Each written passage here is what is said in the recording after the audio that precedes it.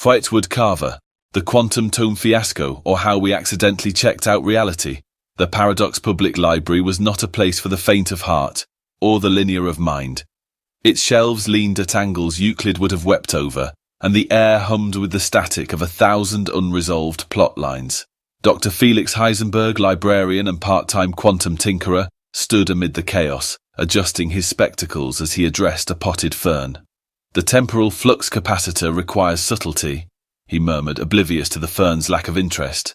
His latest invention, a brass and steam contraption masquerading as a Victorian espresso machine, burbled ominously on the circulation desk, spewing lavender smoke that smelled suspiciously of regret and pickled herring. Its official purpose: to curate tranquil reading atmospheres via superpositioned sonnets. Its actual effect: reality had begun to unravel like a wool sweater in the claws of a particularly vindictive kitten. Brock Schrödinger Catcham kicked open the library's oak doors, his boots crunching over a pile of overdue notices that hissed like vipers. His face, a topographical map of London's grimmest alleys, twisted into a scowl.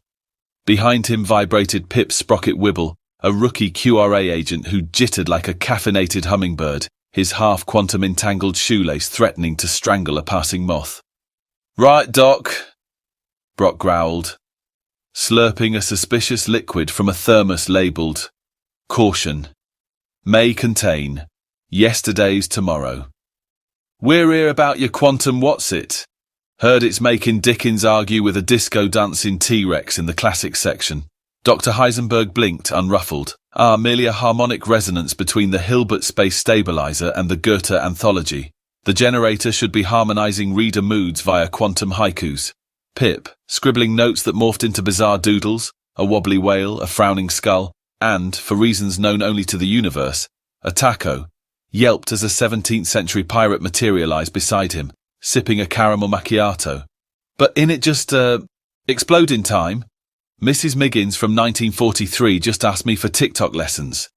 The trio waded deeper into the library, dodging rogue paperbacks that dive-bombed like seagulls, and a sentient doormat that heckled late fees 3.14 souls. The quantum generator, now sprouting mechanical tentacles, gurgled, "Error. Cannot compute subtlety." "Fascinating." Dr. Heisenberg tapped the machine with a ruler, triggering a ripple in the air that revealed a flock of flamingos tap-dancing to Les Miserables. "The Heisenberg compensators have entangled with the library's overdue fines. Observe." Brock lit a cigar that burned backward, its smoke curling into the shape of a question mark. "Doc, you're a librarian, not Doctor Who's plumber. This contraption's got more leaks than a colander made of Swiss cheese." Pip, meanwhile, gaped at a glowing copy of Moby Dick flapping its pages like a whale with wings. "Blimey, that book's gone full bludger." Dr. Heisenberg paled. "That's the root." The generators tapped into an overdue tome. Quantum Leviathan, A Tale of Two Singularities. It's become self-aware, and very cross about late fees. The rogue book erupted from the shelf, morphing into a spectral whale that vomited calculus equations. Brock yanked a rubber chicken from his coat, standard QRA issue, and hurled it at the beast, only for the poultry to quantum clone into a flock of squawking, spreadsheet-toting accountants. "Pip!"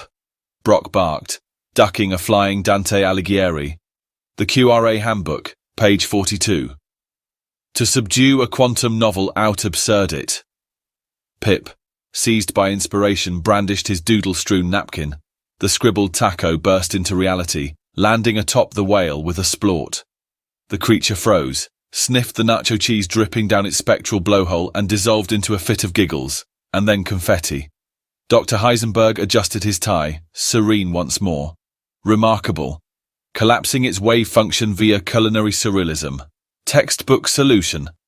Pip stared at the cheese-smeared confetti. "This job's making me question me life choices." As the dust settled, or more accurately, reconstituted itself into a polite queue, the Quantum Regulatory Agency stormed in, clipboards at the ready, only to slip on a banana peel that had quantum-tunneled from 1923. Brock toasted with his thermos.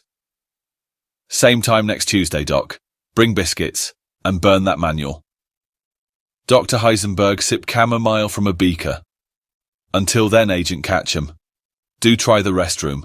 It's currently a delightful 14th century monastery. Pip, eyeing a flickering copy of War and Peace, shook his head.